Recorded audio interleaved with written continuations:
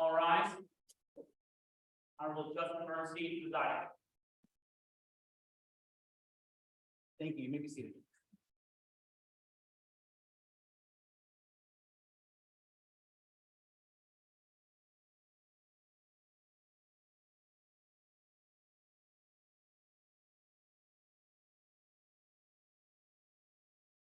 Good afternoon.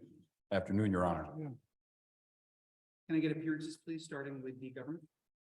Yes, Your Honor. Good afternoon. My name is Michael Wilson, and I'm joined alongside my co-counsel, Mr. Gordy Gwilt, Good afternoon. Definitely. in representing the government in this matter. Before we go further, I'm going to see if we can address the echo chamber. Give me 1 second. Yes, Your Honor. You can relax. 1 second. Hey, the mics in here are echoing in a way that's distracting. Can you fix that? Cool, thanks. My deputy's coming in. Yes, Your Honor.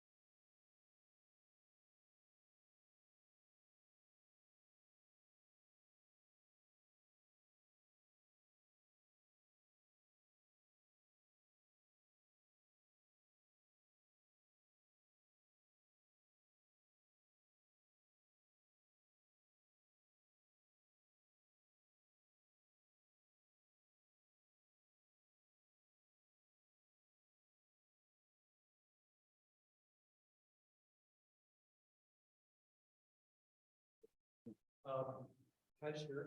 Yeah, Good afternoon, Your Honor. good afternoon. We're getting a lot of fuzz before. How are we doing? Was it my mic? It was.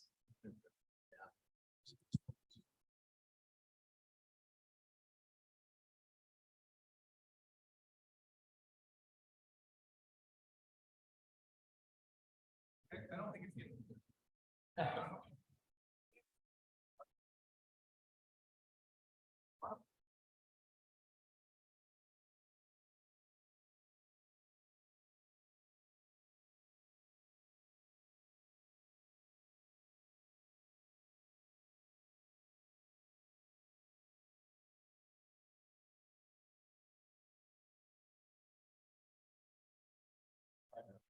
Good afternoon, Your Honor.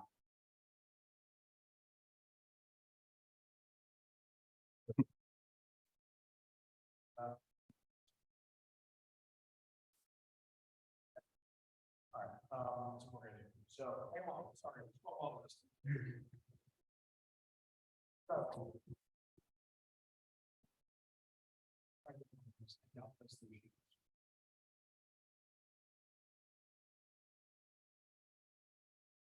Try this one. Okay.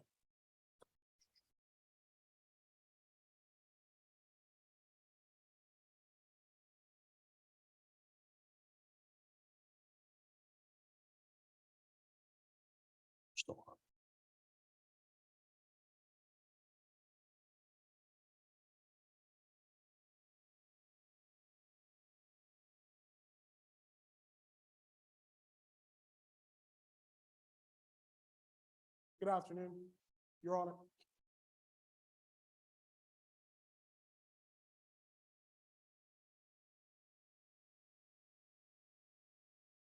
Hello, good afternoon, Your Honor.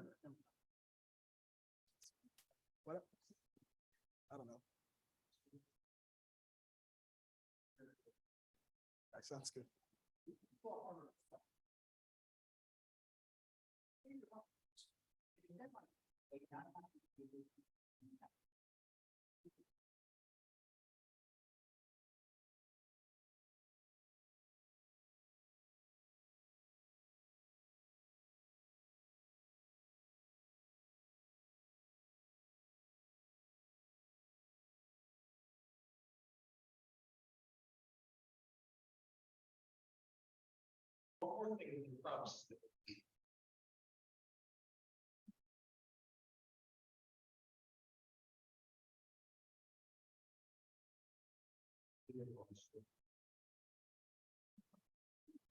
Can you guys want to talk to see if those creates the same thing? Don't take up the talking. Give me your number. Good afternoon, Your Honor. My name is Michael Wilson. Good afternoon, Your Honor. I'm just speaking.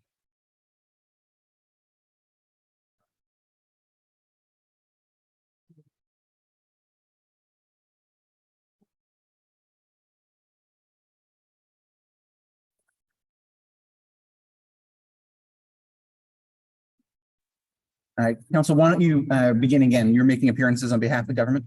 Yes, Your Honor. Good afternoon. My name is Michael Wilson, and I'm joined alongside my co-counsel, Mr. Woody Phillips. Good afternoon. In representing the government in this matter. We're joined alongside our counsel table with Special Agent Morgan. Good afternoon, Your Honor. Good afternoon. Appearances from the defense. Go ahead. Good afternoon, Your Honor. My name is Josiah, and today I'm joined by my co-counsel, Mr. Bill Carlos. Good afternoon, Your Honor. And together, we represent the defendant in today's trial, Ms. Lakebrook. Good afternoon, Your Honor. Good afternoon. Your Honor, preliminary matters before we begin this trial. Go. Your Honor, we first like to go over rules 603 and 650, which instruct a swearing in and sequestration of all witnesses, barring those present. Yeah, so those seated at council table remain. The other witnesses are constructively sequestered and all witnesses are sworn. Yes, Your Honor. We'd also like to ask for your permission for approaching the bench, the witness, and opposing counsel. You don't need permission to approach a witness. If you want to approach the jury or the bench, you need permission, and you never need permission to approach opposing counsel. Yes, Your Honor. We'd also like to inquire as to whether or not you would like a bench vote with all relevant materials. No, thank you. Yes, Your Honor. And one final. Mhm. We'd like to move exhibit 18 into evidence, or excuse me, 16, Your Honor. That would be the forensic examiner's report in this case. All objections to admissibility have been. It's admitted. Yes, Your Honor, and permission to publish exhibit 16 to the members. When we finish preliminary matters. Yes, Your Honor. Nothing further from the defense, Your Honor. We're ready for this. Go ahead. Yes, Your Honor. You can say you can publish if you'd like. Yes.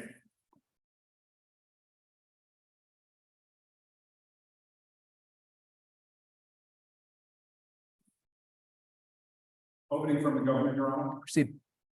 Your Honor. Mr. Jones. Members of the jury. On July 4th, 2022. Lives came. That's because on that day, there was a rally in the city. And you're going to learn that the presidential candidate, Thomas Capella, was up on stage. Like any politician who's trying to inspire a nation. trying to make his voice heard to millions. But like any politician, he had controversial opinions. He had views that other people disagreed with. He had his. And what you're going to learn today is that in Philadelphia on July 4th, one of those enemies was in the city. It was this defendant, Blake Crosby.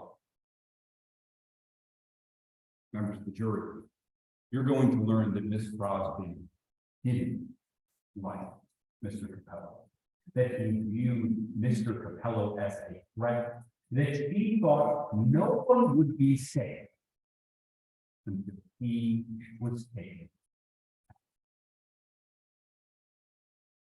Members of the jury, what made this defendant special was that she was a trained Army sniper.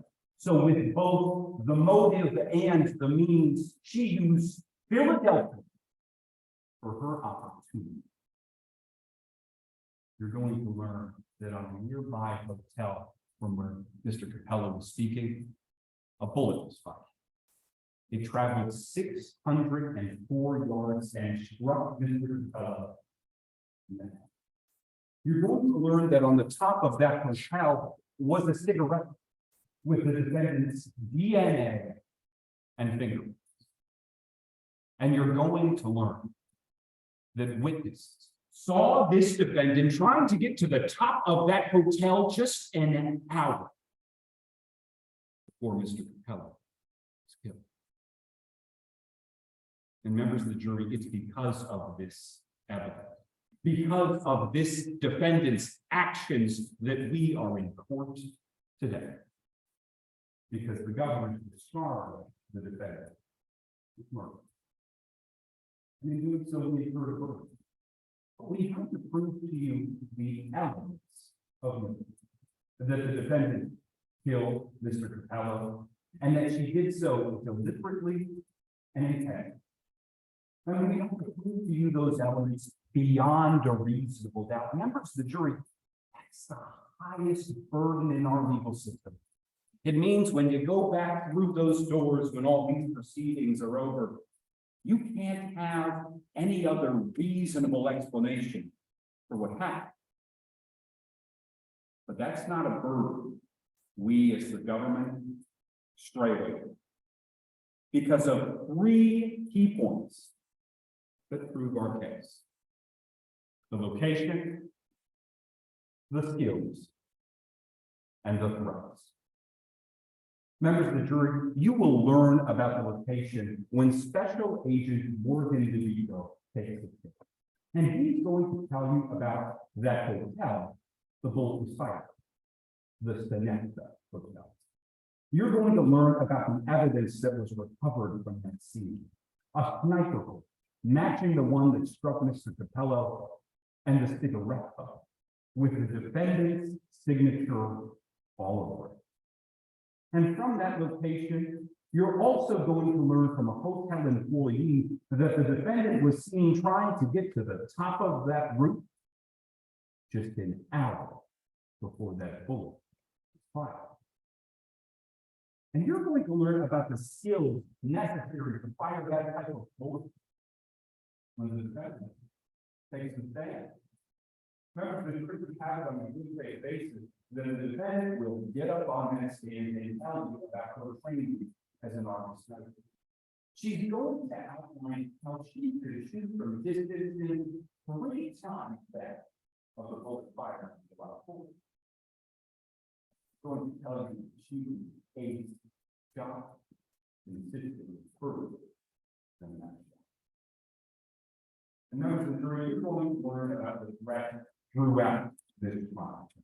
You're going to hear about the defendant's motive from a series of social media posts that she put on, where she describes Mr. Capello as a threat to this country, where she describes that no one was safe.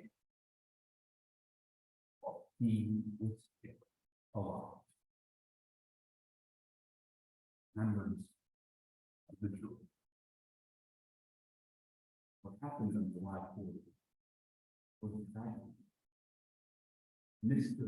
Capello should have been trying to inspire millions, but instead he became a mob.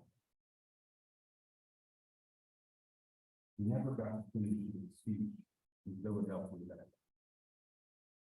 But in this court, you have the chance to give him justice. And that's all.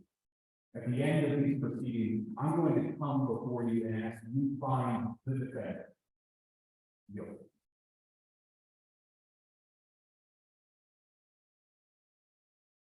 Mr. Jones? Opening from the defense room.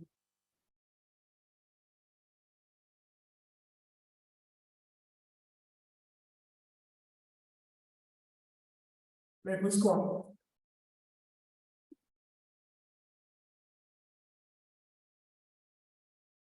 The mess the government can do? Yes. It's July 4th, 2022. And Senator Thomas Capello is on the ground. Dead. Someone has just assassinated the person who is very likely going to be the president of these United States. And the government has skipped that the person who pulled that trigger, killing the senator, was cross. But what you're going to learn today, what is going on. She's a former veteran. She served this country for 8 years. She spent tours in Afghanistan protecting this country, protecting our lives. And today you're going to learn that the government gets that she is the person who pulled the trigger on July 4th of 2022. But like the court will tell you by the end of today's trial, a guess isn't good enough. Because today you'll learn that that's the government is getting. That's a problem for the government. Because when they decided to charge my client with murder, they brought with them a verdict to prove every single element of that charge beyond a reasonable doubt. That's the highest burden in our criminal justice system, and it's a burden that the government will fail to meet today. Because we'll come to find out that the best they can do is guess. And to show you that, members of the church, I'm going to ask such a pay attention for 3 guests that we expect the state won't be able to hide in their case today. The time, the weapon, and the substance.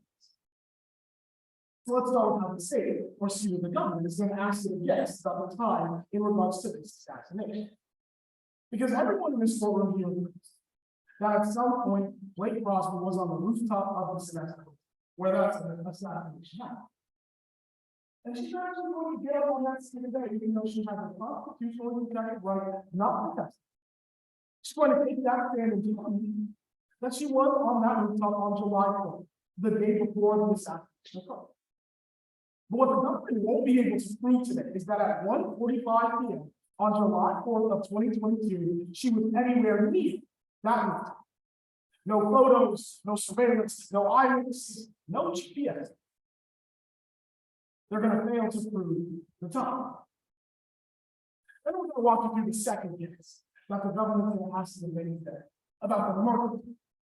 Because Mr. Wilson just got up here and told you that this crime was likely to be made by someone with a sniper rifle. Today, the government's going to ask them to guess that Ms. Crosby had access to a sniper rifle. But what you're actually going to learn is that she had no way of accessing a sniper rifle. The government doesn't have any purchase receipt for a sniper rifle. In fact, Ms. Crosby will tell you herself that the last time she get launched a sniper rifle, that was in 2017, 6 years ago. Members of the jury, you won't even get to see that weapon if you report today because the government failed to find it. And we're gonna take you through the third, yes, that they're gonna make it throughout the course of the trial.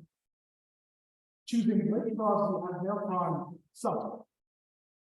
Because today you're gonna hear from Agent Clark, the governor's witness. And you're going to hear that he was under a lot of pressure for this investigation. You're going to learn that he had thousands of people who are political rallying, thousands of people who are expressing their discontent with the views expressed by Thomas Capella. But you're going to learn that out of those thousands of people, this agent, this government, they identified one person as being able to kill Thomas Capella. They chose Blake Crosby.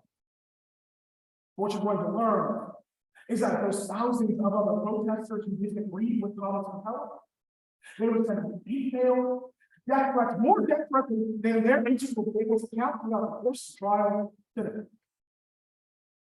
You're going to come to find out that the government won't be able to rule out the other suspects in this case.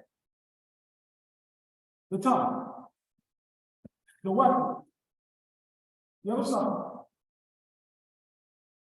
And which is the very most important thing that I want you to remember as we go through this trial together, is that oath that you swore before we even got to the parties in this case, to the court, to yourself, to hold the government to their burden of proof beyond a reasonable doubt.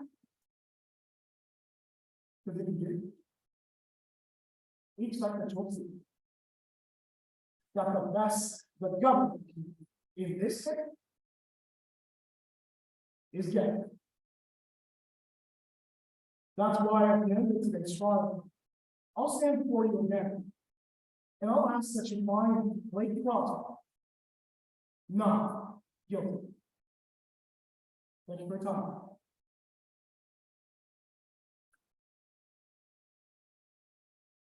The government calls for the witness. Yes. Your Honor, the government calls Special Agent Morgan DeVito to the stand.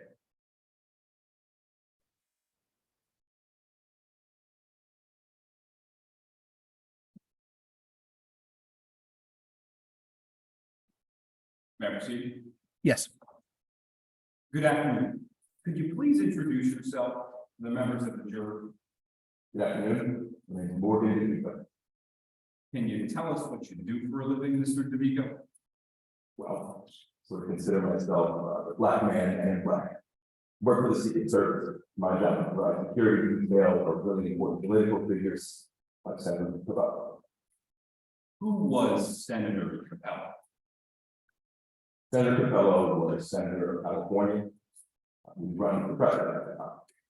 He was the third party candidate, very popular, but also very controversial. Were you providing protection for Senator Capella? I was. Not at all of his rallies, but on July 4th, assassinated. I was right there in the crowd. Well, before we get into your investigation, I'd like to talk a little bit about your background. What sort of training do you have as a Secret Service agent? Well, I've been trained in cybersecurity, social media, studied criminal justice, a lot of that to become Secret Service agent. Now, I'm the senior Secret Service agent, and I'm in charge of managing all of the investigation afterwards and security bureau. Is a homicide under the purview of your training? It is. Well, then I'd like to talk about your investigation. How did it begin? Well, after Senator Capella was shot around 1:47 p.m. at Great House Square, I ordered the forensics team to sort of look into the case. We studied the angle of the bullet that hit him, as well as the sound that protested, and also announced and sort of narrowed down the potential location of the shooter was. What was the location for the potential shooting? We looked at all the buildings that it possibly came from, the heights, investigated multiple hotels, narrowed it down to the next. Well, did you find any evidence at the Sonesta Hotel? We did. Looking at all the evidence, speaking with the hotel receptionist, we got a chance to go on in the hotel. We found 2 pieces of physical evidence that we believe were connected to the shooting. What were those pieces of evidence? One of them was a 7.62 sniper rifle round, as well as a cigarette 5 people. Well, let's start with that sniper rifle round. Would you recognize it if I were to go to? I would. Your Honor, I'm approaching opposing counsel with what's been marked for exhibit 5. I'm approaching the witness with the same.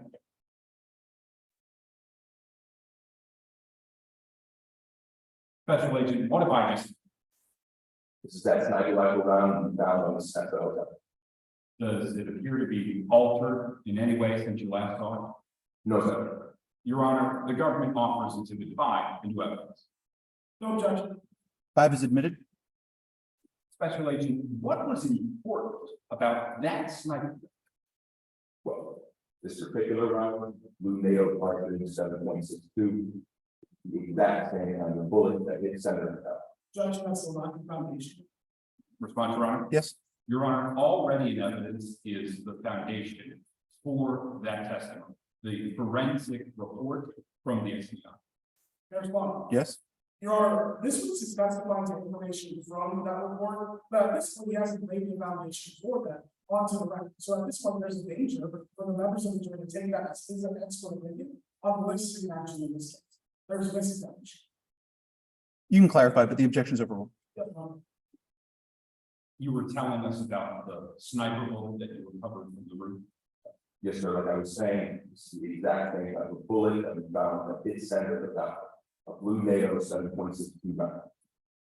Did you find any evidence next to that bullet? Did that cigarette that we found also is bullet. Would you recognize that to the record? I would. Your Honor, I'm approaching the opposing counsel with exhibit 7. I'm approaching the witness with the same.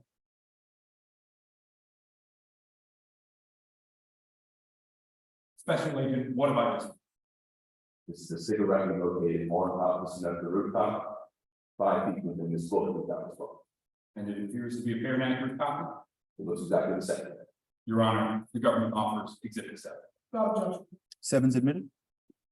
What was important about that cigarette? Well, after our forensic team took a look at it, there was 3 things on this bullet that caused us for concern. For one, it had gunshot residue. We believe that those that were shooting fired with the bullet, as well as DNA evidence. Well, whose DNA was on that bullet or on that cigarette? Excuse me.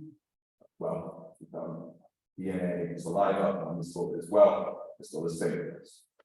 And whose fingerprints and DNA did you find on that cigarette?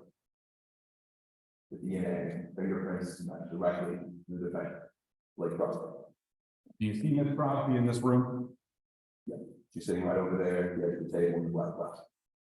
How accurate of a match was that cigarette to the defendant?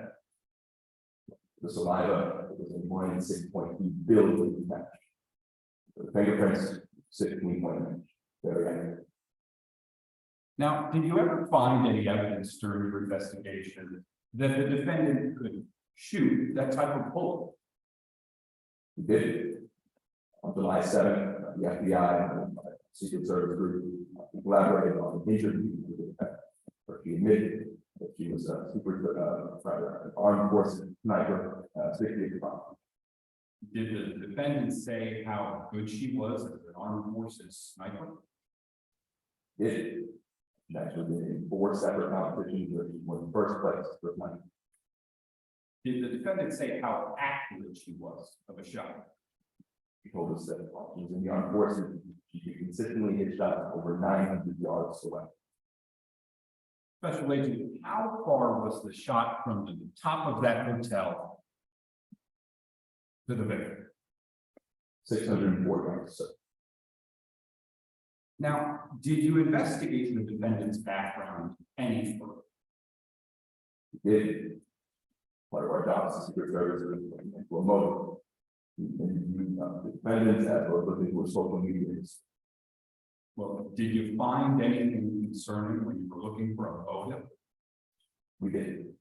We found some concerning critical she had made leading up to the shooting. Would you recognize that in the post-fire show? I would. Your Honor, I'm approaching the opposing counsel to exhibit 12. I'm approaching the witness.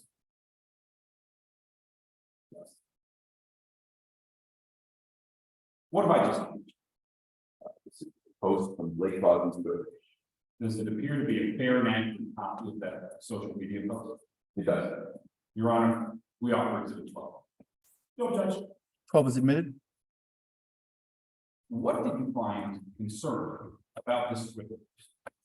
Well, they were right here. It says at the top. Thomas R. Capello is a threat to every person in this country. As long as he is alive, none of us are safe. A few months before. Thank you for your time, Special Agent. Your Honor, I have the questions and permission to publish evidence to the jury. Yes. Your Honor, I actually plan to use a couple of things that Mr. Wilson used. And Yes.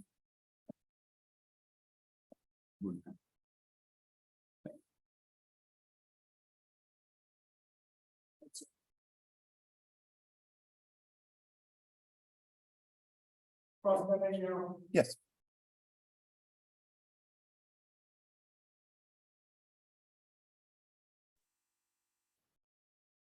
Good afternoon, sir. Afternoon, Counselor. I want to be very clear about something you just said when you were speaking with Mr. Wilson. So you said that it's under the purview of your training to conduct homicide investigation. No, that's not quite right. Okay, so that's what I can figure out. Because this case, it's actually the first time that you're testifying in a case where you're involved in murder. Right? That's right. This is the first case where you've investigated murder, right? That's correct. The first case where you've investigated the homicide of anyone. That's right. It's my job to supervise all the groups that work together and do this type of investigation. So this investigation, it came with some pressure, wouldn't you say? Certainly. That's because a senator, a US representative was shot, right? You're right. So you're talking the news that the public wanted answers for that shooting. Of course. The FBI wanted answers for that shooting. Yes, sir. Your office, the Secret Service, wanted answers for that shooting. Yeah. And so as soon as you preserve that privacy, that's when the search for Mr. Capello's killer started. That's right. And that search. So when we conducted it, you identified one person of interest. We got many suspects, but we never done. One person of interest. Yes, by the end of One person. What wrong? Yeah. So I want to talk about whether you made guesses during the course of the board investigation. Let's say I can tell you the incident, the cigarette butt and this bullet had fingerprints and DNA. You recall saying that's No, the cigarette at the end will be disqualified. so let's be very clear about that. So in reference to this bullet, there are no fingerprints tying my client to the scene, right? Not on the bullet, on the cigarette. No DNA on this bullet, right? No, Nothing from this bullet that you could extract tying this saw to being on that roof, right? that's correct. Go ahead, Mr. That's correct, it's the cigarette. Let's talk about that cigarette again, because it told us that this was how Miss Crosby was on the scene of that rooftop, right? Yes, sir. Well, agent, you conducted this investigation alongside the FBI. I did. And the FBI took they made a report. That's right. The FBI noted that it had Miss Crosby's DNA. Yes, sir. But you'd agree with me, sir, the FBI has noted or submitted a report that this could indicate for when Miss Crosby was actually in. No, we interviewed something. So from this cigarette, you can't tell us a time for when Miss Crosby was on that roof. No, that's why we interviewed this. Let's move on about another guess that's related from the course of this investigation.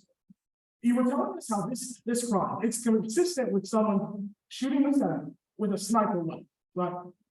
That's exactly right. And you never found a sniper rifle anywhere in the course of your investigation, did you? No, we did not. Not on a home, No, not in your home, no, sir. not on a person. No, sir. Nowhere in the course of your investigation were you able to recover that murder, right? We were unfortunately not able to cover sniper rifles. So you also weren't able to find any evidence that suggested to you that Miss Crosby had access to a rifle, right? That's not right. Sir, you're telling us that you found evidence that Ms. Crosby was tied to a murder weapon? Well, he was a trained sniper during an interview, he told me he was familiar with that. That's not what my question, sir. I'm asking. If you found evidence tying Ms. Crosby to having access to a murder, and you did, right? No, he didn't find the murder weapon himself, but he said he was familiar with that. No purchase receipt for a murder weapon? No, Sir, you found evidence that Ms. Crosby actually went to 3 different campaign stops, right? that's what he told me. Sir, you understand that she flew during some of those campaign stops, right? I believe she flew from LA to Boston, Follow my logic here, sir. If she flew, that means she walked through TSA. but he did. Walked through multiple TSA, wouldn't you say? Yes, So you found no evidence at any point that my client ever carried a rifle through those TSA checks, well, no, sir. you found no evidence that my client ever had a rifle while she was in Philadelphia. No, So you found no evidence tying my client to a rifle in this case, correct? not outside of the background. Let's talk about that something. So the mind get on this investigation. Because we're talking about how you identify suspects in this case. You were calling that. Right, So you went to a public route, right? that's correct. And you were directly assigned to protect Senator Capella. My God, During that assignment that you were on, Senator Capella was there. correct. You agreed with me, sir, that this wasn't a private execution, right? I'm not sure what you mean. Well, sir, Senator Capella was a very public area, correct? He was giving a speech about, yes, So a public area. of course, Senator Capella was in front of thousands of people, which yes, thousands. thousands of people who supported Senator Capella, Some supporting, some not so much. thousands of people who were going against Senator Capella, well, Right, he was a controversial thing. protesting actively, wouldn't you say? I think so, sir. People who were actively expressing their views against Senator Thomas Capella. So then, I want to talk about what those people could have done, sir, because you were able to review, or excuse me, sir, you went to the Nesta Hotel, right? that's right. And you found that was the places like that a shooter would have come. So we narrowed it down. Sir, to be very clear, you have no idea how the access works for that rooftop. That's not correct. So you have information about the access of that rooftop. We spoke with the hotel receptions and he told us about security. She told me that there's no in that rooftop, right? Objection, Your Honor. You are following up on the witness's statement that he's already offered. Right? It's fine. Be more specific. Yes, Your Honor, this witness just testified that he heard from a hotel clerk about the security levels of that rooftop. That's an in-court statement. We're following up. Response, Your Honor. Yes. Your Honor, the witness testified that he spoke to a receptionist about the security at the hotel, and he correctly stated those security policies on the record. I can respond on those grounds, Your Honor. Yeah. For that purpose, we're not offering this evidence for the truth of the matter assumed there. You can actually get that from a later witness. But at this point, we're determining whether this agent was able to determine who had access to that room. It goes to a subsequent action.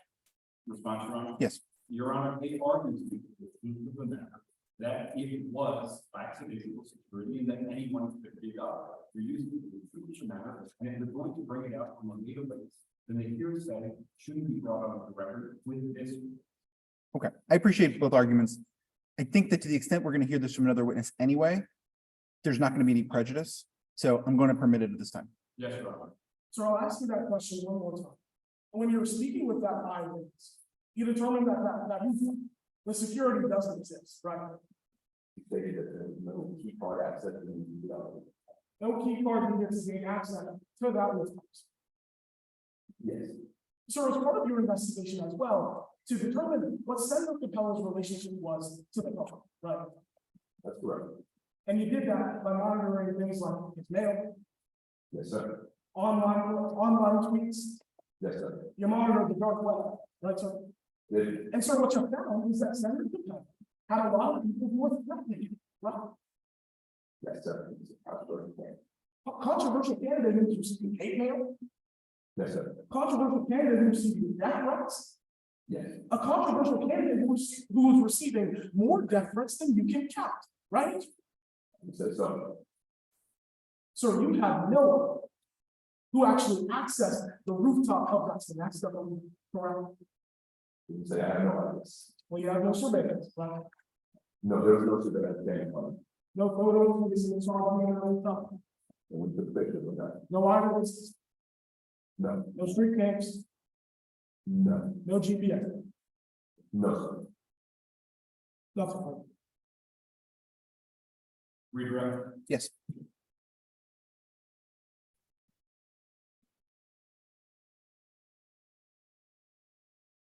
Special Agent, you were asked a lot about murder weapon in this case. Did you ever find any evidence of a gun in connection to the shooting? Not the entire record, but we actually did, get contact, from the restaurant called Cleveland. Judge, go out with foundation. How so?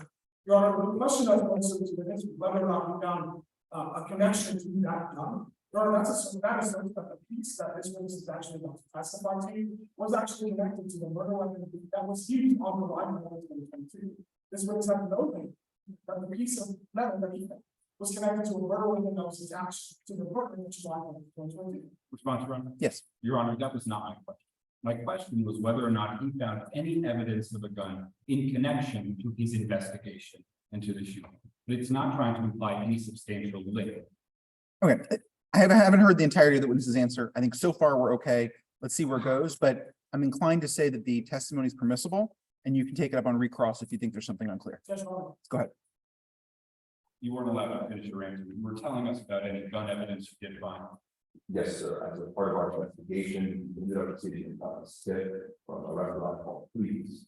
One of the employees there ended up finding a trigger guard and a sniper rifle in that restaurant. When we were interviewing the defendant, he told us he'd been at that restaurant on July 9th. Thank you for your time today. Your Honor, no further questions. with recross. Go ahead. Sir, that trigger guard, we were just talking to Mr. Wilson about, I don't think it's on, No, you found it in a public place, in fact, public trash can, I would assume so. that you determine anyone had access, Yes, sir. nothing from it.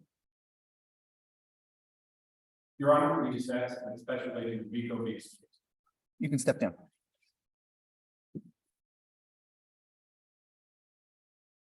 Call our next witness. Your Honor, at this time, the government calls Harper Edwards to the stand.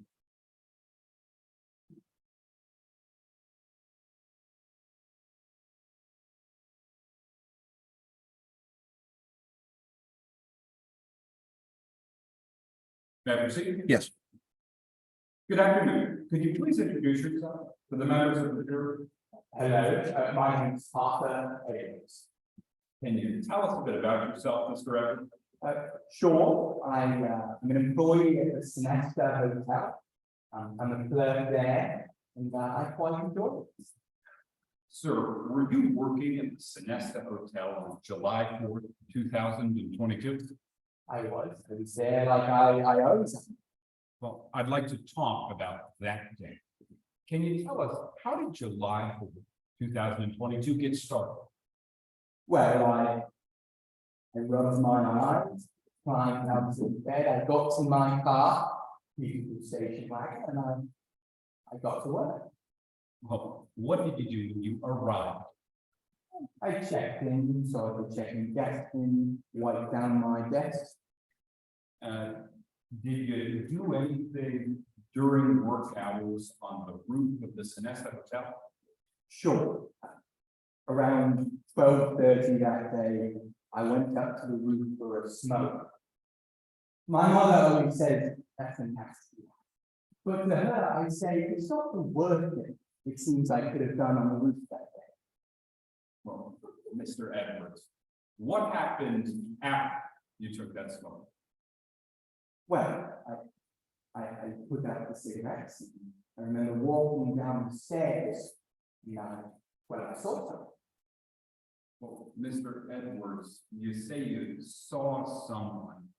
What happened after that? Well, it looked like they were going up to the roof. So I said, excuse me, you cannot go up there.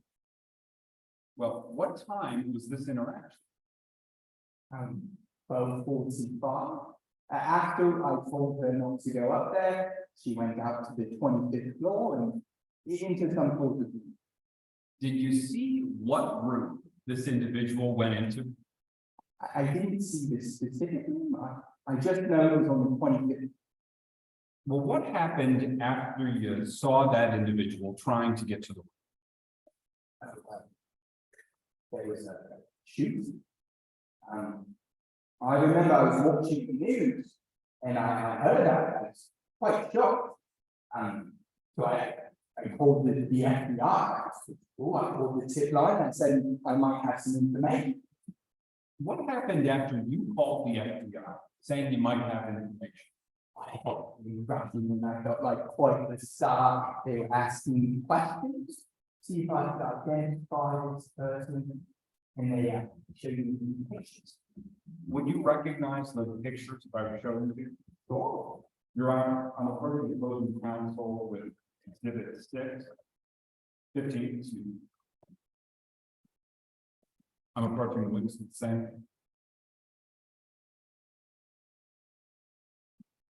Mr. Edwards, what have I just seen? So these are the pictures that the agent showed me that quite the star again. Do they appear to be a fair and accurate copy of the photographs that you were shown by the FBI? That is it. Your Honor, the government moves exhibit 15 into evidence. No, 15 is admitted. Now, Mr. Edwards, were you able to identify the person that you saw trying to get to the room at 12:45 from those photographs? Yes. I said it was this woman right here. Mr. Edwards, do you see that woman sitting in this courtroom? Yes. She's sitting at council table right there. Mr. Edwards, can you identify the name of that individual? That's Blake Cross. Thank you for your time today. Your Honor, I know. Permission to publish exhibit 15? Yes.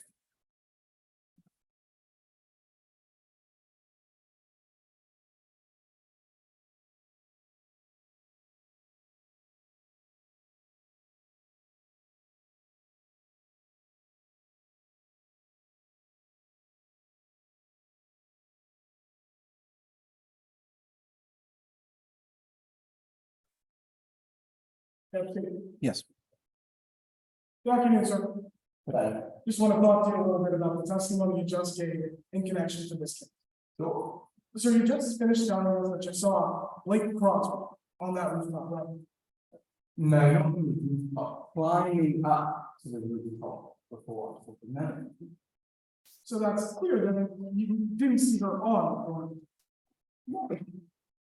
So I want to be clear about what you saw and what you didn't see in relation to this person that you saw.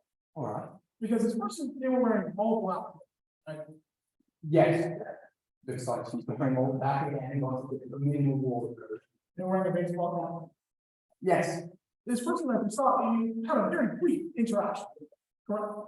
yes, I Jackson. Please stand up there. And it was kind of passive, would you say? I suppose she was going up and then she came back down. So you were kind of passive, right? Right. So about a minute. Yeah, sure. I mean, So it wasn't a sustained look that you got of this person, right? I'd say I got a pretty good look. Okay, but this happened in the past and it happened in about 1 minute, right? Yeah, about a minute looking at it. Well, with that in mind, sir, I want to move in and talk about that rooftop just a little bit. So, if you want to make sure I'm on rooftop, would you like to? I think so. You're on shoulder closing down, so it's pretty easy. Question the links with a second. Sir, do you recognize what I just handed you there? Yes, this is the rooftop of that hotel. That's a picture that accurately reflects the rooftop as it looked the last time you were there. Yes, I'd say that. You're already authorized to. Without objection. Admitted. Sir, you're. I'll actually come up and retrieve that, sir. All right. You're. On this, there's no surveillance, right? There's no security cameras, but when I'm up there, I consider myself surveilled. So no security cameras. No security cameras. And in that hallway that you told us that you passed this person for about a minute, there's no security cameras, right? Right. Then let's talk about who could have had access to this rooftop. Because sir, you're aware that there's a stair leading up to this rooftop, right? That's right. It's the emergency stair. Sure. Emergency stairway that anyone on any floor can access. right, it's good for emergency, but everyone can access it. Sir, I want to be very clear, this route, you don't need a key card to get there, right? That's right. You have to go to the sign that says please don't go up there and apply for this.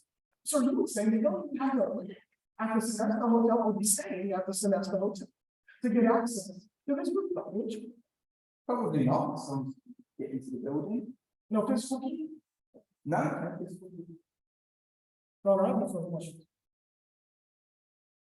Your Honor.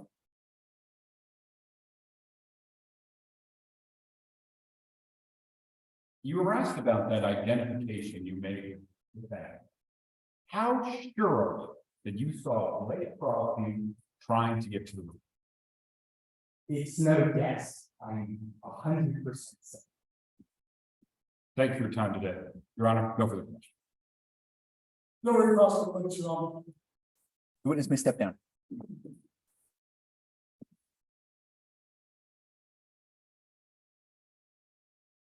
Your Honor, with that, the government rests its case. Thank you, counsel. Mr. Jones, does the defense plan on calling any witnesses? We absolutely do, Your Honor. We call it Rachel.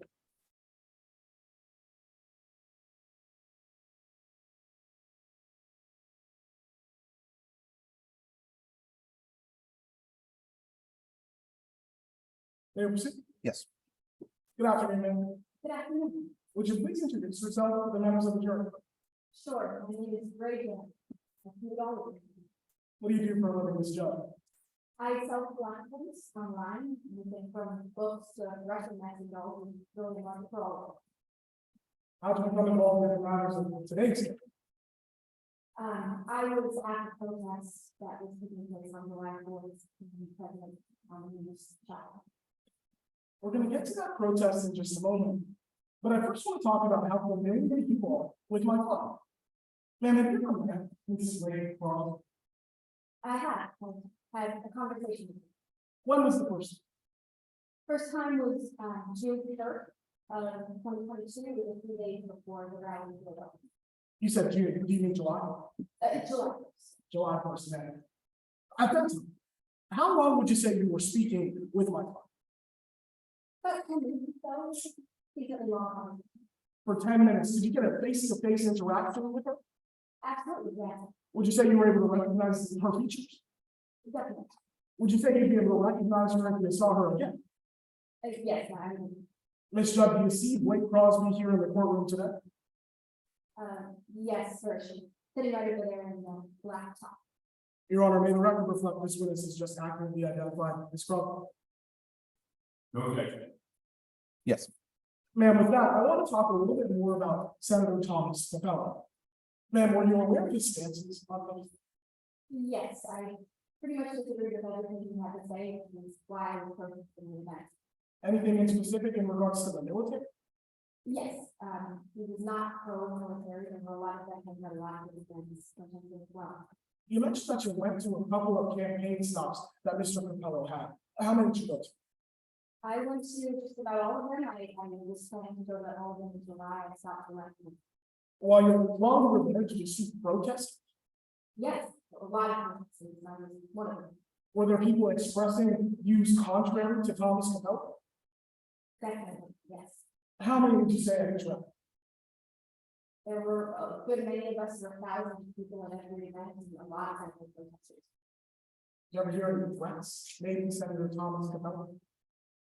Yes, a lot of serious threats, and death threats, even. Objection, Your Honor. Your Senate. Your Honor, at this point, no statement has been offered onto the record. There's no person that's not. Fine, Your Honor. Yes. Your Honor, the witness just testified that she had heard multiple other people threatening Thomas Capello. Those are statements, and they're being used for the truth of the matter, sir. Take response. Yes. Your Honor, these would be verbal acts in the case that they are threats. Moreover, we haven't offered a specific out-of-court statement for the truth of the matter asserted. Certainly, we wouldn't be offering them for the truth that the senator deserved to die.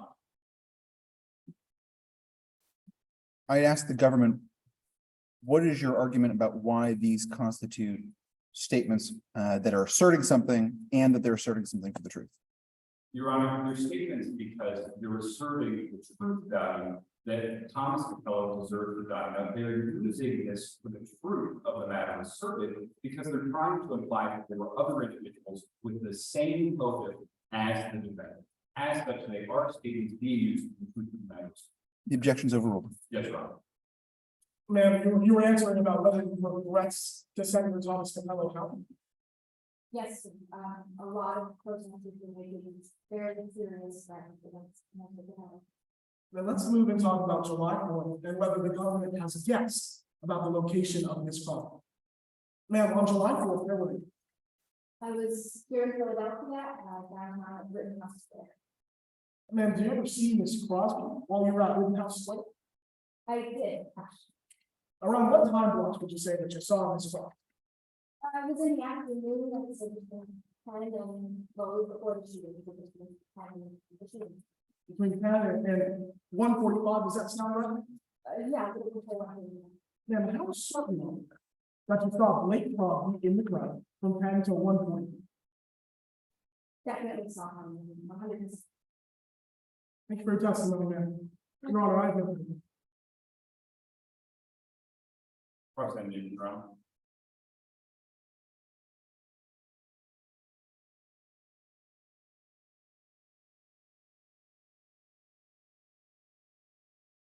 Good afternoon. I just have some more questions for you about that identity. Sure. Now, you told us that you were certain you saw this defendant, correct? Yes, You think that the earliest time you seen the defendant was at 10 a.m. yes, sir. And you think that the latest time you could have seen the defendant was before 1:45. Yes, sir. After that, I went in separately. But you can't tell us when in between that hours-long period you actually saw the defendant. Not exactly. I wasn't checking my watch on. You can't be certain that you saw the defendant at 10 a.m. and then she left the rally. No, sir, I didn't. Can't be certain if it was 10:30, No, sir. 11, No, sir. 11:30. No, sir. The day time has to be. So you can't tell us when you saw the defendant, but you also can't tell us what the defendant was wearing. No, I saw her face and then I went somewhere else. You can't tell us if you actually have any photographs of the defendant during this time span. No, sir, again, I'm sorry.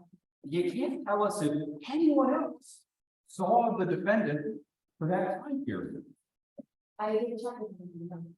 So the only thing that you can tell us is that you think you saw the defendant during this hour-long. Sir, I'm absolutely positive I saw him. Yet again, you cannot be certain what time you saw. Not exactly. Thank you for your time today. Your Honor, no further questions. No, we're going to Your Honor. We ask that you do one second. Thank you. Thank you. May we call our next witness? Yes. We call Ms. Blake Crosby.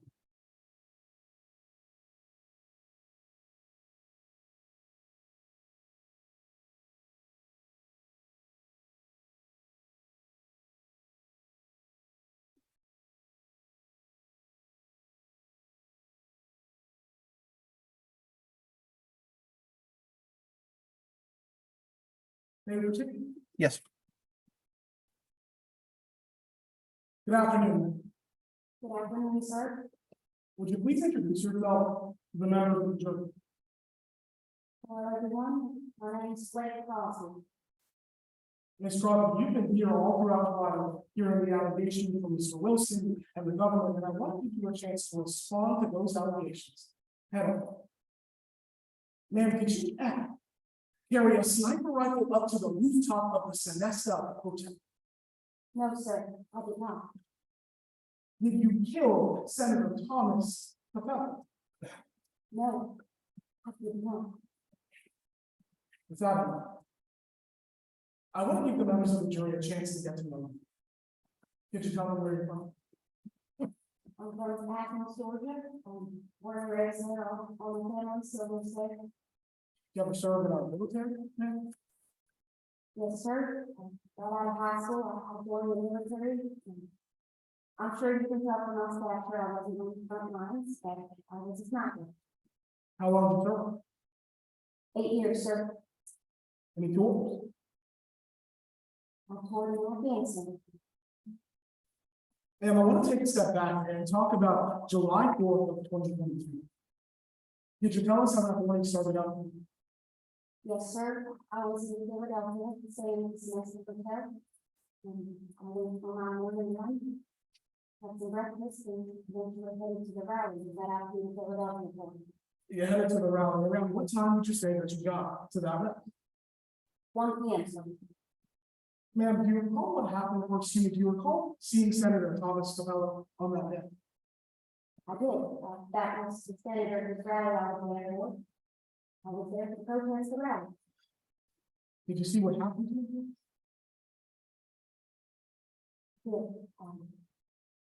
Saw him shot. Ma'am, do you think if I were to show you a map of the Rittenhouse Square, you'd be able to tell me exactly where you were at 1:45 p.m.? Yes, sir. I was shown that by the FBI, so I would recognize him. Your Honor, the motion from the council was a British law. Talking the witness would say. Ma'am, do you recognize what I've just handed you there? Yes, sir. This is the map of the surrounding area where the rally was that the FBI showed me. And if I approach you with a marker, do you think you could indicate for the members of the jury where you were? Yes, I could. Approaching with that marker. All right, now, go. Could you indicate for us with a circle where you were for the members of the jury?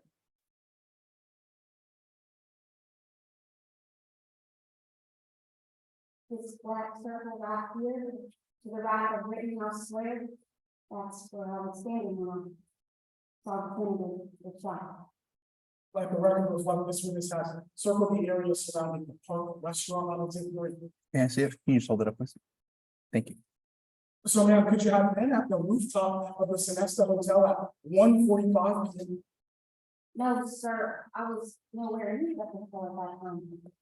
Then I want to talk about some of the guesses that the government may have made throughout the course of their investigation.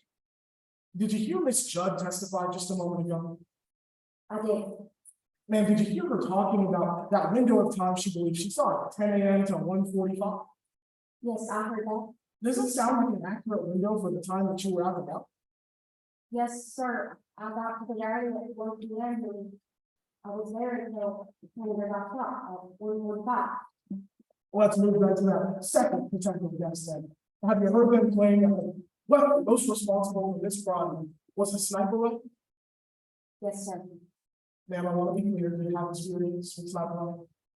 Yes, I was a sniper for 8 years in the military. While you were here in Philadelphia, did you have access to a sniper rifle? No, sir. I have not touched a sniper in 6 years. Did you ever approach a sniper rifle while you were here? No, I did not. Ma'am, what about, did you ever go to any other campaign stops for Mr. Capella? Yes, sir. I went to one in Boston. A couple other besides that, but just the ones on the East Coast. At any of those other campaign stops, did you have access to a sniper? I did not. Then let's talk about that third guess that the government may be making throughout the course of their investigation, choosing you as their prime suspect. More specifically? Your Honor, the opposing counsel just said, I'd like to talk about the third guess that the government is making. That's attorney testimony. Sustain. I can rephrase it. Ma'am, I want to talk about something else that came up during the course of the government's investigation. Did you ever become aware of whether there were other people protesting Senator Thomas Capella? Sir, I was at the rally and there were hundreds, thousands of us protesting. At the rally on July 4th, how many people would you say? Thousands, maybe tens. So to be clear, ma'am, were there people actively expressing their disagreement with Senator Thomas Capella? Yes, sir. While I was there at least. Ma'am, I want to be very clear about the rooftop of the Sonesta Hotel. Did you also hear earlier in the trial today when Mr. Edwards testified? Yes, I did hear. Did you hear him say that anyone could have access to that rooftop? I did hear that. Ma'am, is that consistent with what you felt when you went up to the rooftop? Yes, sir. I went up to the rooftop on July 3rd with my son. Did you ever go up to that rooftop on July 4th of 2020? No, I did not. Ms. Crosby, were you at all involved in the death of Senator Thomas Capella? No, sir. I did not kill that senator. Thank you for your time today, ma'am. Your Honor, I have no further questions. Your Honor, before I begin the cross-examination, Richard will propose a jury with 3 exhibits. Yes.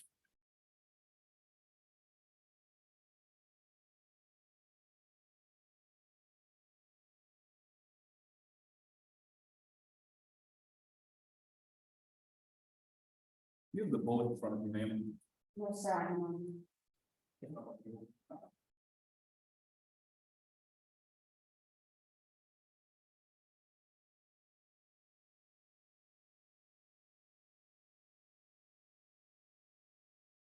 You have exhibit 2 in front of you, ma'am. Yes, it did it very something.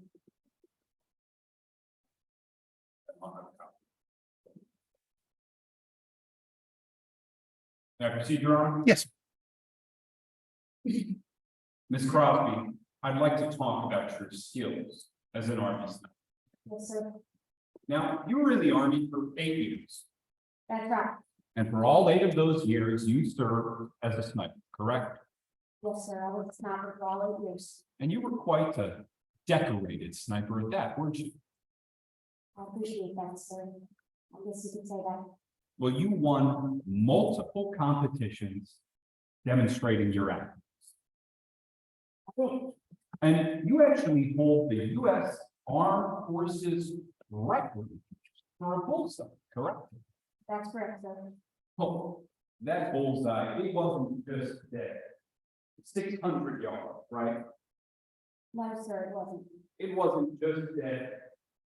700 yards, was it? No, it was not. No, that bullet that you fired in a bullseye, it was at 1,500 yards, correct? When I hit that bullseye, sir, yes, it was 1,500 yards. Now, you know that the bullet struck Mr. Powell shot at 600. That's what I was told. That's only a third of the distance you hit on that day. On that day, sir, yes. Now, I'd like to talk about a bullet. Now, you would recognize sniper ammunition, if I were to show it, correct? I would, sir. Your Honor, I'm approaching the witness with exhibit 5.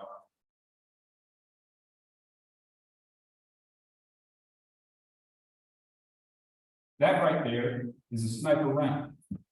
It is, sir. I believe it was a bullet. I was shown by the FBI. That's a NATO round, correct? That's correct. And you actually used that bullet while you were in the Army.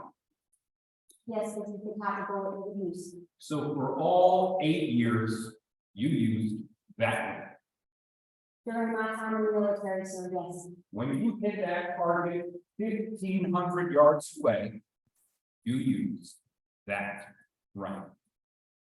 Yes, sir. Now, I'd like to talk about where that bullet was found. You know it was on the top of the Sonesta Hotel, correct? That is what I was told, yes. And it was found next to a cigarette. Yes, again, what I was told. That cigarette was your cigarette, wasn't it? Yes, I was on the rooftop on July 3rd, smoking a cigarette. You smoked that cigarette right next to the southwest wall, correct? That's right, sir. And you would recognize that view if I were to show it. I will. Your Honor, I'm approaching the witness with exhibit 2. This is already there.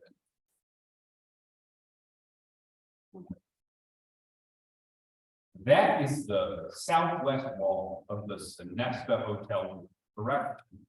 Yes, sir, it looks like it. And from that vantage point, you have an unobstructed view of Rittenhouse Square. Yes, From that vantage point, if you were there on July 4th, you could have seen the stage, correct? I guess if there was nothing blocking the stage and it was the same as it is now, yes, But just to be clear, you didn't originally tell investigators that you were up on that roof the day before the shooting, did you? you're right. I didn't tell them at first. Well, that's because you lied. I'm not proud of it. I was scared. I didn't want them to think I had done what they were accusing me of. But it was wrong. I should not have lied. Well, you say you shouldn't have lied, but that's not the only time during an investigation that you lied to investigators, is it? It's not, sir. Back when you were in the Army, you were being accused of a serious charge. Objection, Your Honor, support. Montreux? Yes. Your Honor, we're simply using this for truth value. That this witness, while they were charged with a serious crime, lied to investigators that they did not commit anything, and then later had to redact that and say that they lied. We're not actually using this for any propensity, and we will not be going into the nature of that charge. So long as the government won't go into the nature of that actual charge, we're support. Second. So to make sure I understand, you want to question the witness about a prior act of dishonesty?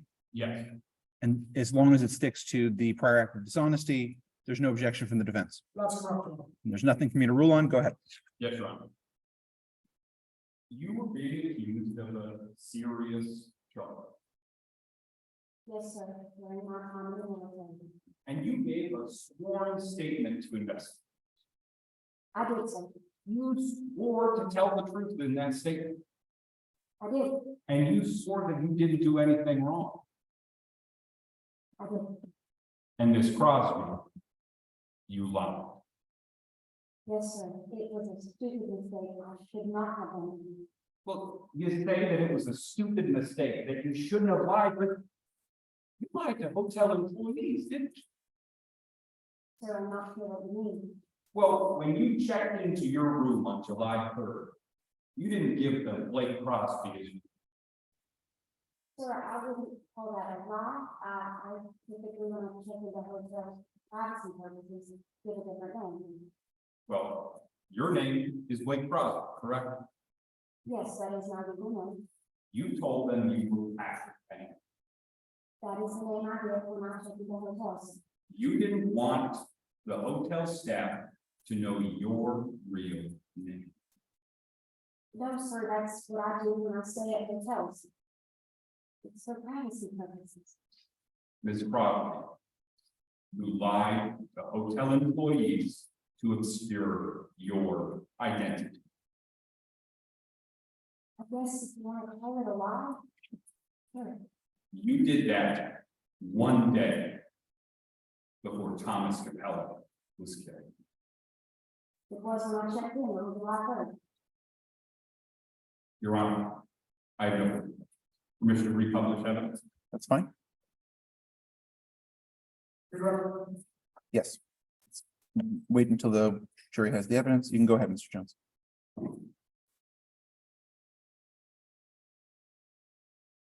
now, Mr. Wilson just asked me on the questions about your experience in smuggling. And has it been like you since you hit that 1,500 feet also? No, sir, it has been far more than a year. Has it been 2 years? No, sir, I was discharged from the military 6 years ago. Now, 6 years ago, that's the last time you bought a smuggler? Yes, sir, Is that the last time you touched? It's not. yes, 6 years ago. Thank you, counsel. No reproach. The defendant may step down and return to counsel table.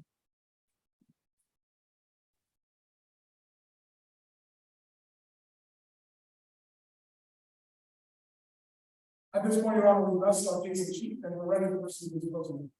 Great. As is the government, permission first retrieve evidence. Yeah, you can both retrieve evidence whenever you need. While they're doing that, can I ask our bailiffs to let everyone know how much time each side has remaining?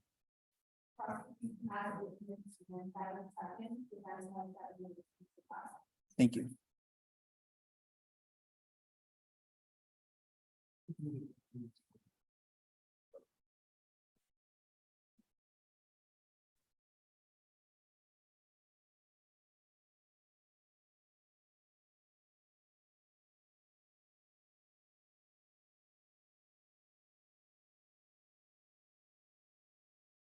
May I proceed? Yes. Mr. Jones. Members of the jury. She saw a threat. And she took him out. In this country, we settle our political grievances with our voice, not with violence. But you learned on July 4th, 2022, that didn't happen. That an up and coming politician took the stage that way. He was hoping to find.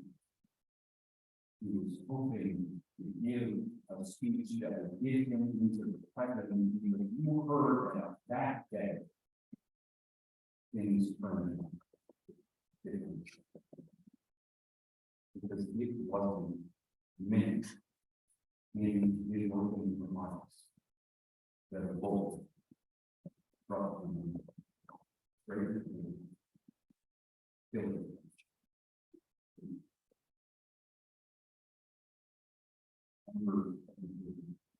What happened to Thomas Keller shouldn't happen to anyone. But it is. And the question becomes, why?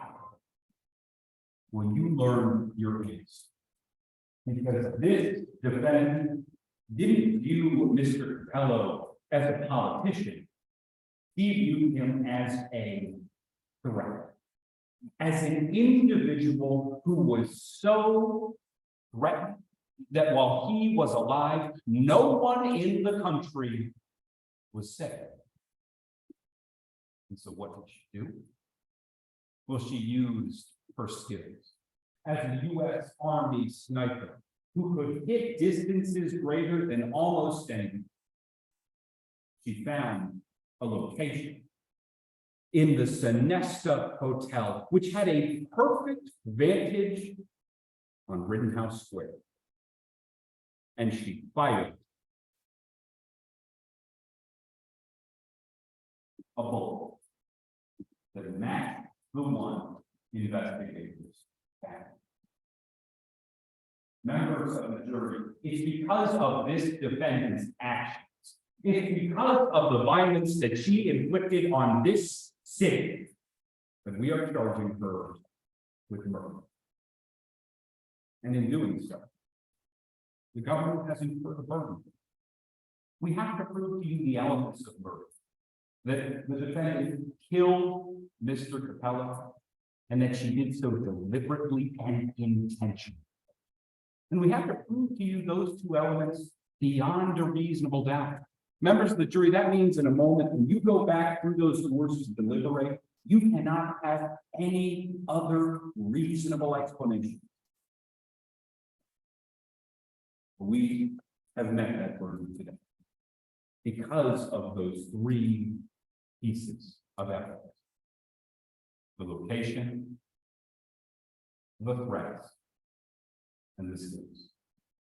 Members of the jury, starting with that location, you heard from the testimony of Special Agent DeVito about the Sonesta, about how on the roof of that hotel with a perfect advantage to shoot Mr. Capello, a bullet was found.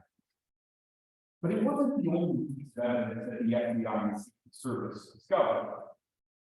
They also found his cigarette.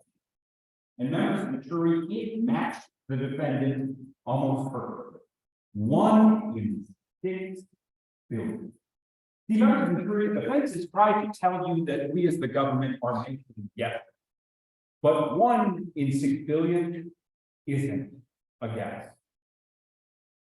And the cigarette wasn't the only evidence, because you heard from a hotel employee that the defendant was seen trying to get to that group just an hour before the shooting, members of the jury. And how confident was he in that identification? 100%.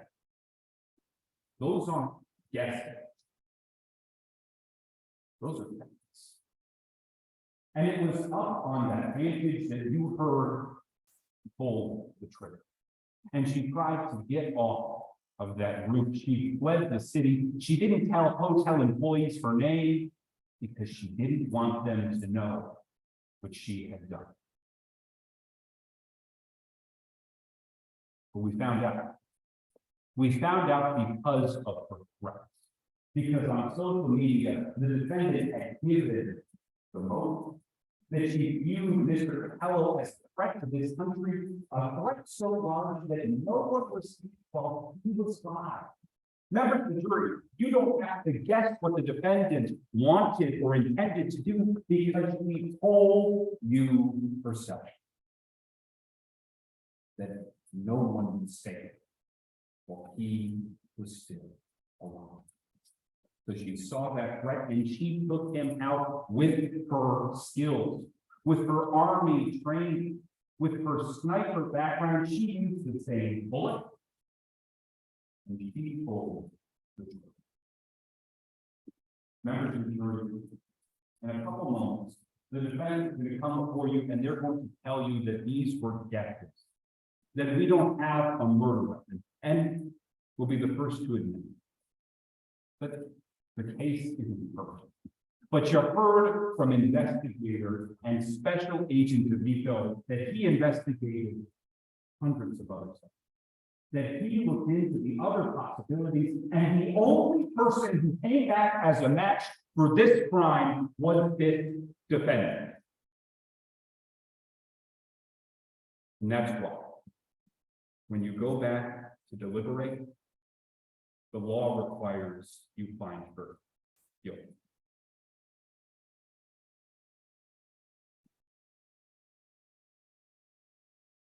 Thank you, counsel.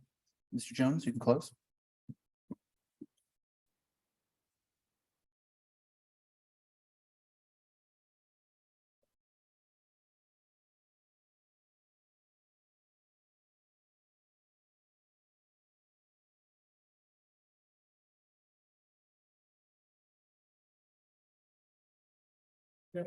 Yes.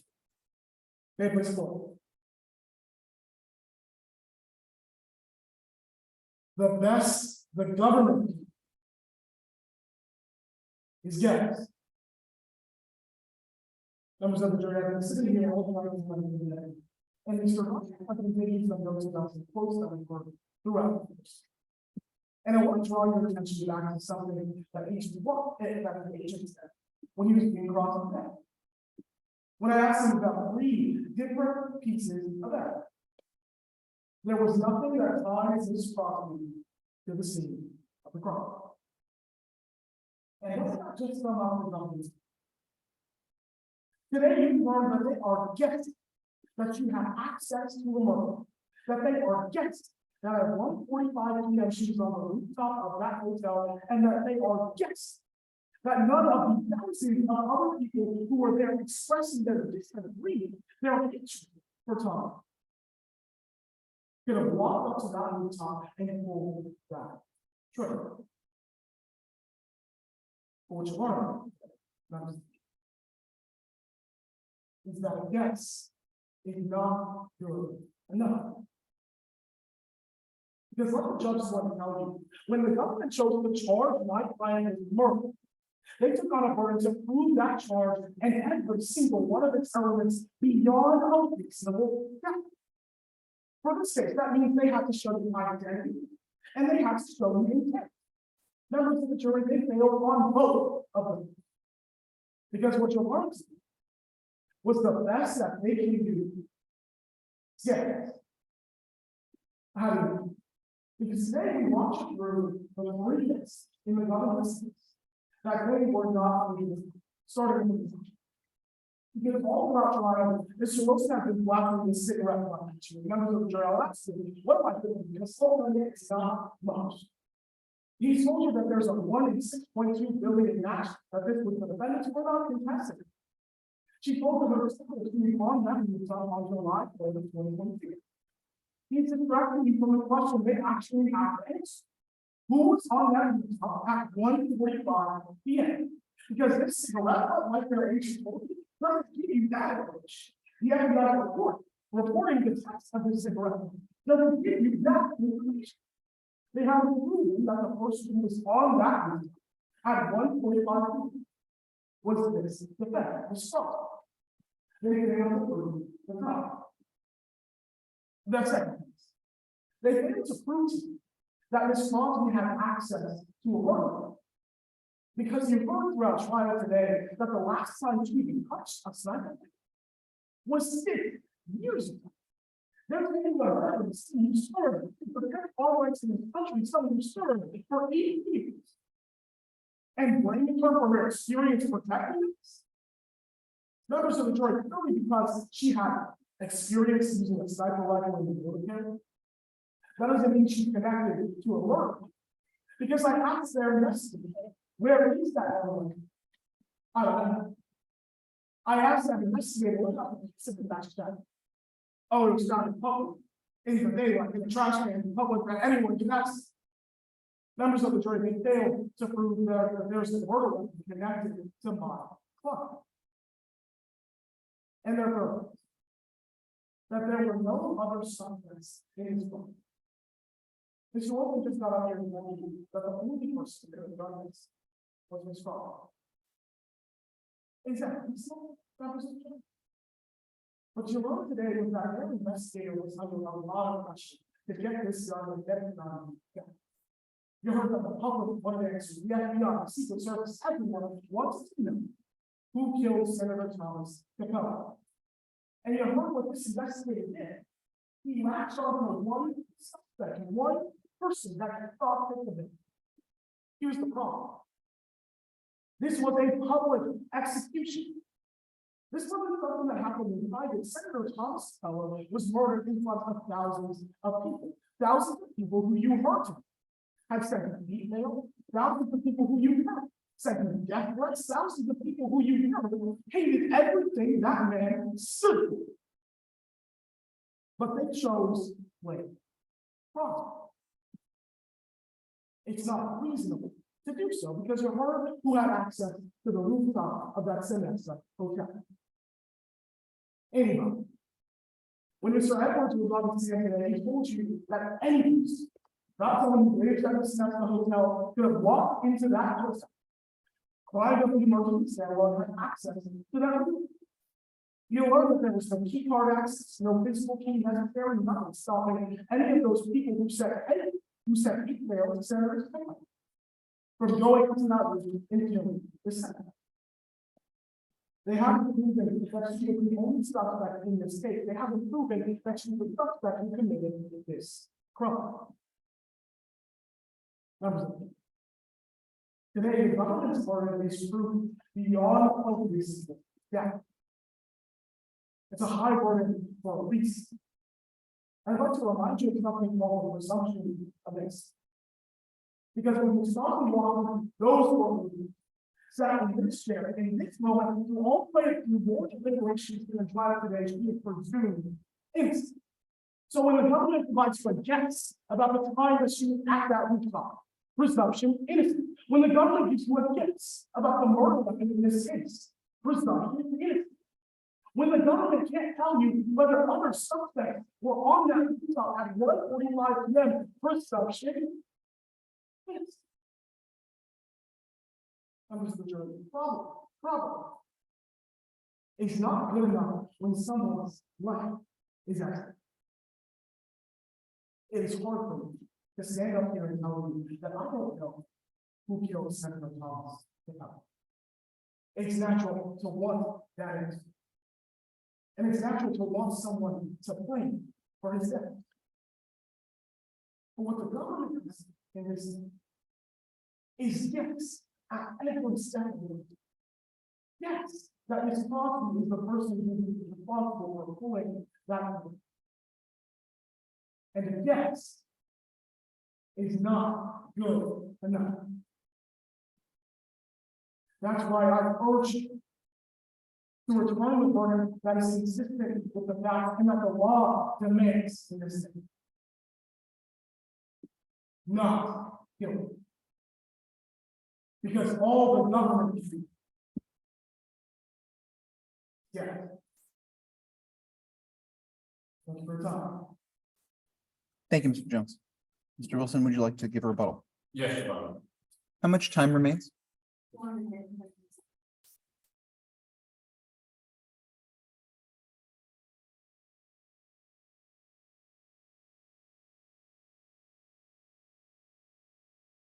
It was only the defendant's DNA on that one. It was only the defendant who gave a fake name. Members of the jury, we're not guessing. We're giving you facts. But maybe you don't believe it. Maybe the defense is right. That we as the government are guessing. We don't know what actually happened on that day. Remember, the jury, that's the case. I'm not going to make a single argument. I'm just going to leave you with the words of Mr. Rhodes. Because when he was on this thing, when I asked him, how confident are you in your identification that it was this defendant trying to get to the root? He said, it's no yes. Members of the jury, do what the law demands and find guilty. Thank you, counsel. I'll ask the jurors to please submit their ballots.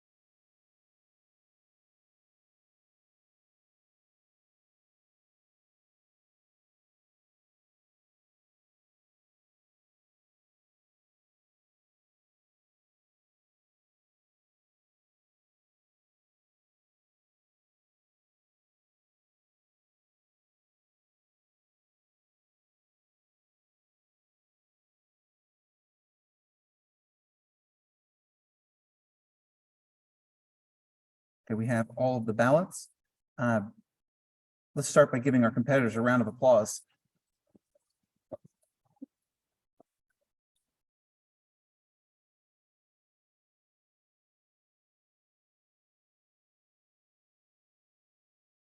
We are announcing the results in just 20 minutes. I want to make sure we have time for the person who's advancing to get ready. I also want to make sure that IT has time to come in and fix those mics. So here's what we're going to do. I'm going to ask the jurors in the first row to each give one suggestion to Mr. Wilson for the government about if he advances, one thing he could do to improve his chances, make him even stronger. And then I'll ask everybody in the second row, all of our 4 jurors in the second row, to do the same for Mr. Jones on the defense. So we'll start in the front row.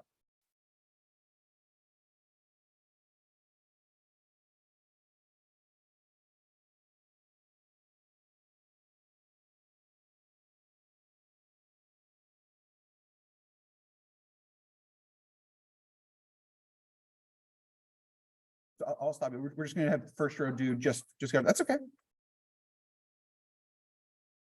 I am very looking at, but I don't actually agree.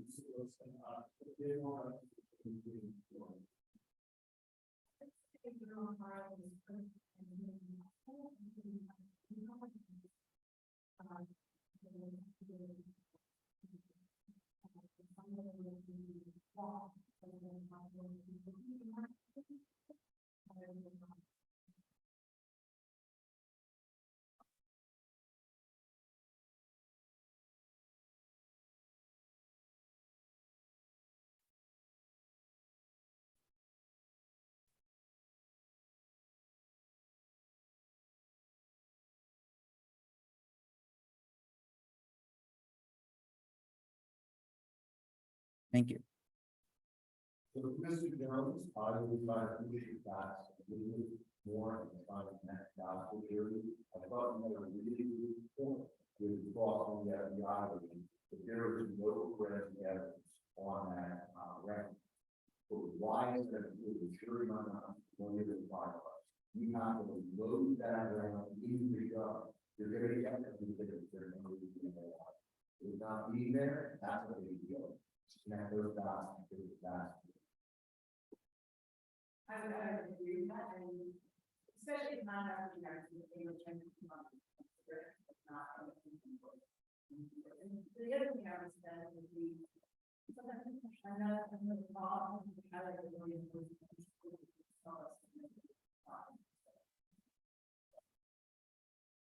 I don't know if you're very more of the game, slow down a little bit, so that I can put some on the farm, and I think you have a great theory, drop the as well, for the gas, and kind of reiterating it, but even though a little bit of that is why, so connect that more, I think you really, great, but to get that why, instead, and put a little bit more, instead of wanting to talk to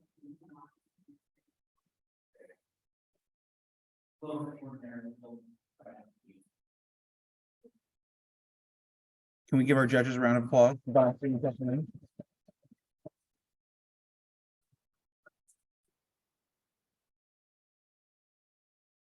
And finally, not just to our witnesses, but in particular to our witnesses who are eyewitnesses this round, appearing for the first time in the tournament, from Wisconsin, Jackson and Lauren.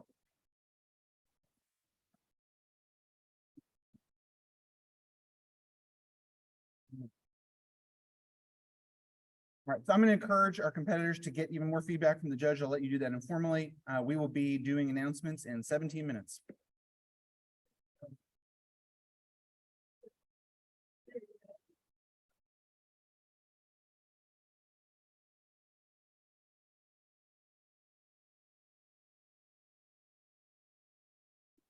Hey, good to see you. Order share two. What's the stop time? Stop. Yeah. It's not. Yeah.